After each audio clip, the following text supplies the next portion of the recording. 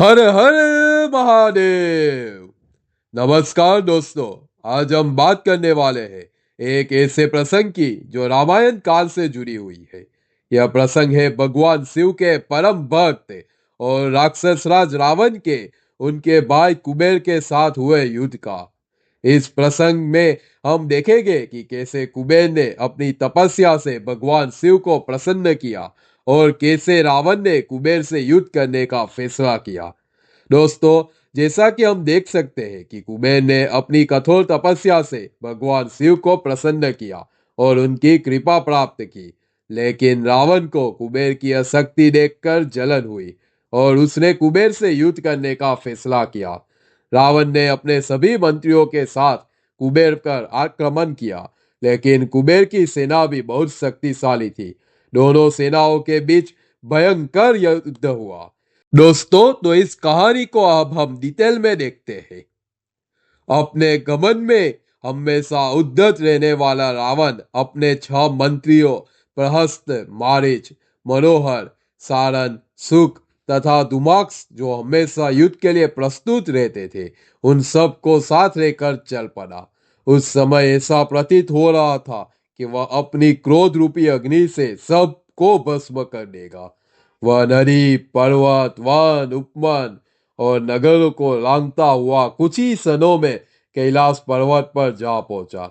जब यक्षों को यह पता चला कि रावण अपने 6 मंत्रियों सहित युद्ध करने के लिए तैयार होकर कैलाश पर्वत पर आ पहुंचा है, तो वे उस राक्षस राज रावण के समीप और सामने खड़े न हो सके।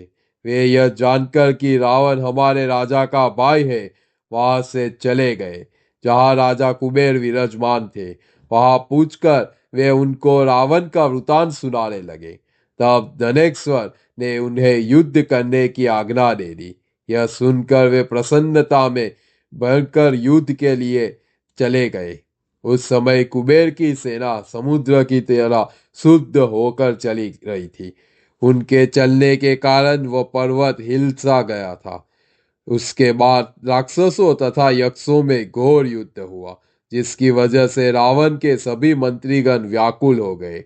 अपनी सेना की हालत देखकर वह राक्षस राज रावण सिंह की भांति दहाड़ एवं क्रोधित होकर यक्षों की सेना की ओर दौड़ा। रावण के मंत्रीगण बहुत पराक्रमी थे।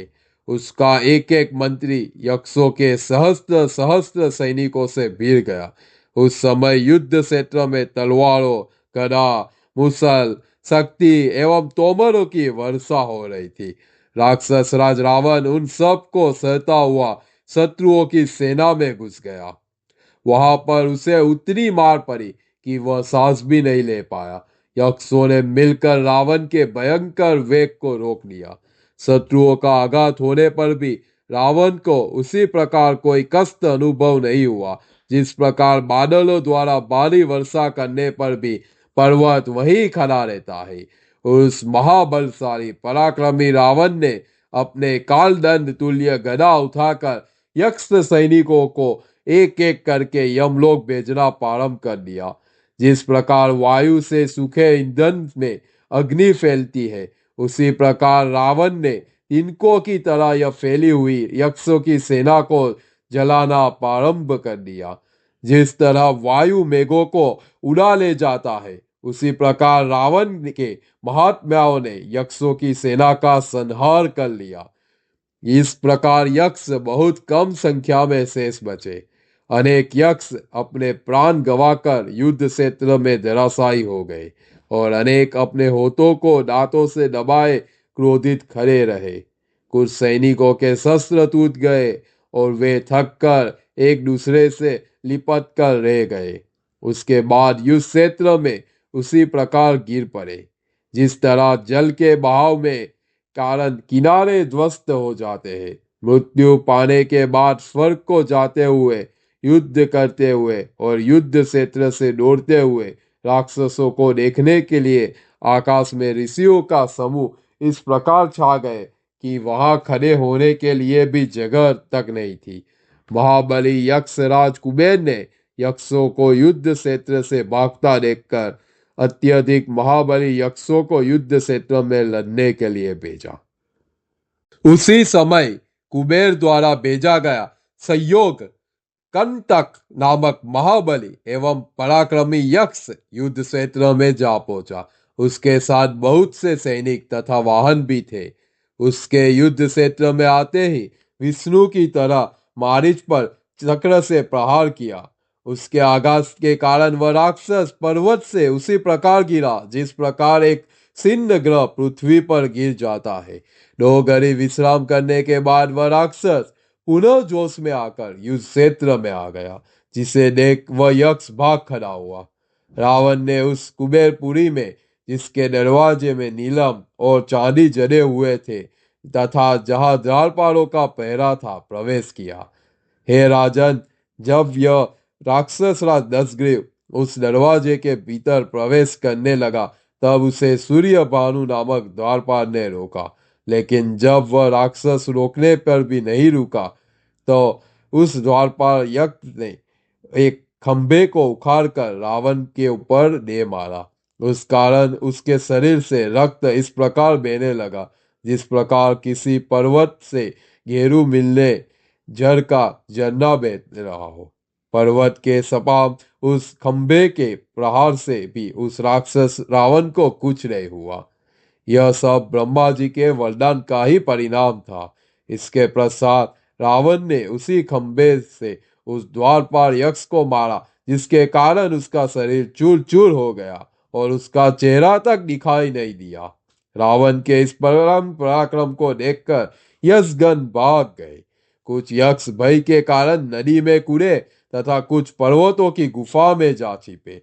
सभी ने अपने अस्त्र शस्त्र त्याग कर दिए। उनके मुख की क्रांति फीकी पड़ गई तथा उनका शरीर शिथिल एवं कमजोर हो गया। कुबेर ने जब यह देखा कि सहस्त्र यक्ष भयभीत होकर भाग रहे हैं, तो उन्होंने मणिभद्र नामक यक्ष से कहा, हे यक्षराज, पापी और दुर्वृत्त रावण को मारकर तुम वीर श्रेष्ठ यक्षों की रक्षा करो। धना यक्ष के यह कहने पर दुर्जय मणिभद्र 4 सहस्त्र यक्षों की सेना लेकर युद्ध क्षेत्र में जा पहुंचा। वे सभी यक्ष क्षेत्र गदा, पास, मुसल, शक्ति, तोमर और मुदगरों का प्रहार करते हुए राक्षसों की सेना पर टूट पड़े। वे गंभीर युद्ध करते हुए बाज की तरह युद्ध क्षेत्र में चारों ओर मंडराने लगे। उनमें से कोई कहता था कि मैं पीछे हटूंगा नहीं, मैं युद्ध करना चाहता हूं, तथा कोई कहता था अपने हथियार मुझे दे दो। ऐसे भयंकर युद्ध को देखकर ब्रह्मा जी, देवतागण, ऋषिगण तथा गंधर्व आदि भी अत्यंत आश्चर्यचकित रह गए। प्रहस्त नाम के राक्षस ने 1000 यक्षों को मार डाला। मनोहर राक्षस ने 1000 यक्ष श्रेष्ठों को यमलोक पहुंचा दिया। हे राजन, मारीच नामक राक्षस ने पलक झपकते ही 2 सहस्त्र श्रेष्ठ यक्ष योद्धाओं को मार डाला। कहा तो यक्षों का सामान्य युद्ध और कहा वह राक्षसों का माया युद्ध। अतः वे राक्षस अपनी माया शक्ति के कारण यक्ष योद्धाओं से अधिक शक्तिशाली सिद्ध हुए। इस भयंकर युद्ध में दुर्माक्ष राक्षस ने क्रोध में आकर मणिभद्र की छाती पर मुसल से गहरा प्रहार किया, लेकिन वह उससे तनिक विचलित नहीं हुए। इसके बाद मणिभद्र ने अपनी गदा उठाकर घुमाते हुए दुमाक्ष के मस्तक पर दे मारी, जिसके प्रहार से वह व्याकुल होकर पृथ्वी पर गिर पड़ा। दुमाक्ष को गदा का प्रहार खाकर पृथ्वी पर खून से लथपथ गिरा देखकर वह दसग्रीव रावण क्रोधित हो उठा। उसने मणिभद्र पर धावा बोल दिया। रावण को क्रोध से आग बबूला देखकर मणिभद्र ने रावण के ऊपर 3 घोर शक्तियों का गहरा आघात किया। उस प्रकार की चोट खाकर रावण ने युद्ध क्षेत्र में मणिभद्र के मुकुट पर गहरा प्रहार किया, जिसके कारण उसका मुकुट खिसक कर एक तरफ हो गया। तभी से वह यक्ष मणिभद्र पार्श्वमौली के नाम से सुप्रसिद्ध हुए। कुछ समय के पश्चात वह महात्मा मणिभद्र भी युद्ध क्षेत्र से भाग खड़े हुए। उस समय उस पर्वत पर राक्षसों की गर्जना चारों तरफ फैल गई।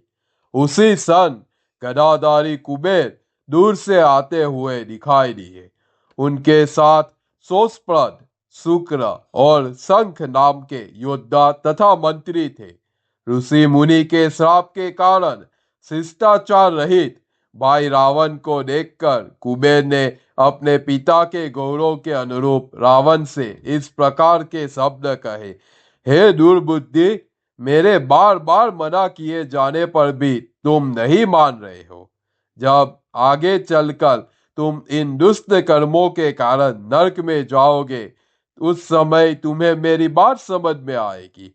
जो दुष्ट बुद्धि वाला मोहवश विष पीकर भी उसे नहीं समझता, लेकिन उसका परिणाम सामने वाला पर अपने कर्म फल जान जाता है। तुम भले ही समझते हो कि तुम धर्म का पालन कर रहे हो, लेकिन तुम्हारे इन कर्मों से देवतागण प्रसन्न नहीं है। यह बात तुम्हारी समझ में नहीं आ रही है। जो व्यक्ति देवता, अपने माता पिता, आचार्य, ब्राह्मण आदि का अनादर करता है, वह यमराज को वशीभूत होकर भी फल भी भोगता है। जो व्यक्ति इस समय पर अपने शरीर को तप का उपार्जन नहीं करता, वह मूर्ख व्यक्ति अपने मृत्यु के पश्चात अपने द्वारा किए गए पापों दुष्कर्मों के फल प्राप्त कर पछताता है। राज्य, धन तथा सुख की प्राप्ति धर्म के कार्यों से ही होती है। अधर्म के कार्यों से केवल दुख ही प्राप्त होता है। अतः सुख प्राप्त करने के लिए अधर्म एवं पाप के मार्ग को त्याग कर धर्म के क्षेत्र को अपनाना होता है।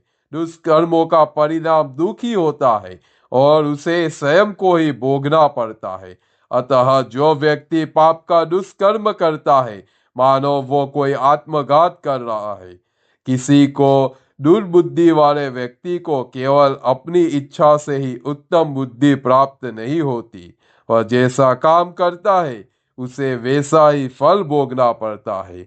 कुबेर बोले, शास्त्रों का यह कहना है कि दुष्ट लोगों से बात तक नहीं करनी चाहिए, अतः मैं तुमसे अब कुछ भी नहीं कहूंगा। इसी प्रकार की बातें कुबेर ने रावण के मंत्रियों से कही और इसके बाद उन पर शस्त्रों से घोर आघात किया। तब मारीच तथा अन्य सभी राक्षस युद्ध क्षेत्र से भाग खड़े हुए। महात्मा कुबेर ने राक्षस राज रावण पर गदा से प्रहार किया, लेकिन वह आघात खाने पर हिला तक नहीं। परंतु उनमें एक दूसरे के साथ भयंकर युद्ध हुआ। दोनों एक दूसरे पर भयंकर प्रहार करने लगे, लेकिन उन राक्षसों तथा यक्षों में से कोई भी न तो घबराया और न ही थका। तब कुबेर ने रावण पर अग्नेस्त्र का प्रयोग किया, लेकिन रावण ने वरुणास्त्र का प्रहार करके उसे शांत कर डाला। इसके पश्चात उस मायावी राक्षस ने माया का सहारा लेकर कुबेर का विनाश करने के लिए हजारों सैकड़ों रूप धारण कर दिए। वह दशानन मेघ, पर्वत, वरा, व्याघ्र, वृक्ष, सागर, यक्ष एवं दैत्य, इन सभी रूपों में दिखाई देने लगा।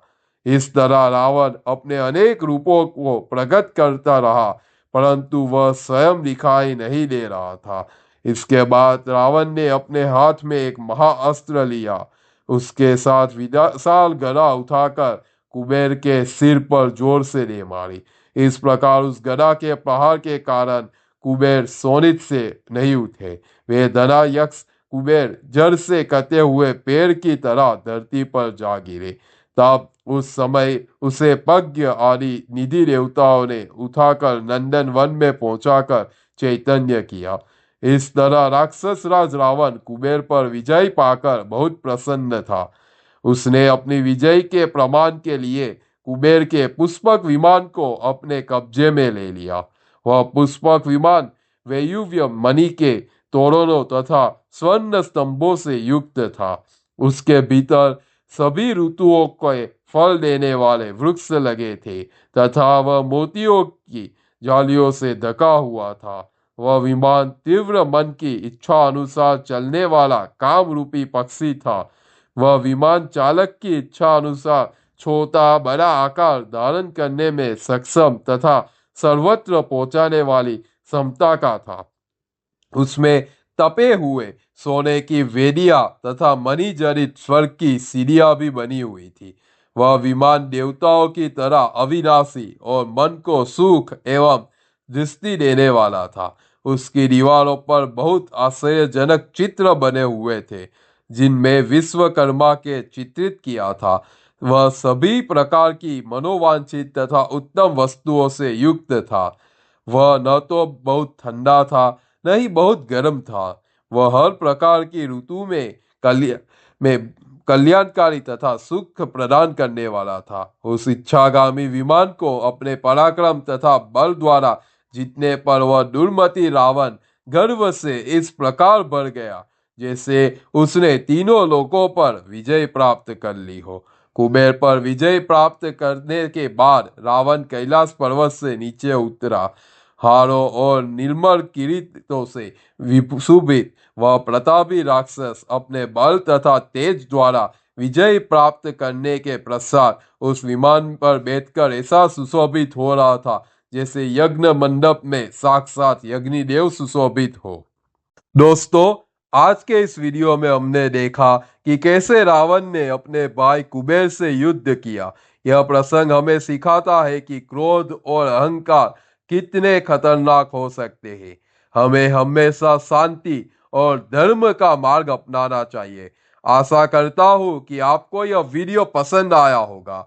अगर आपको यह वीडियो पसंद आया है तो इसे लाइक और शेयर जरूर करें। साथ ही हमारे चैनल को सब्सक्राइब करना बिल्कुल भी ना भूलें। धन्यवाद। हर हर महादेव।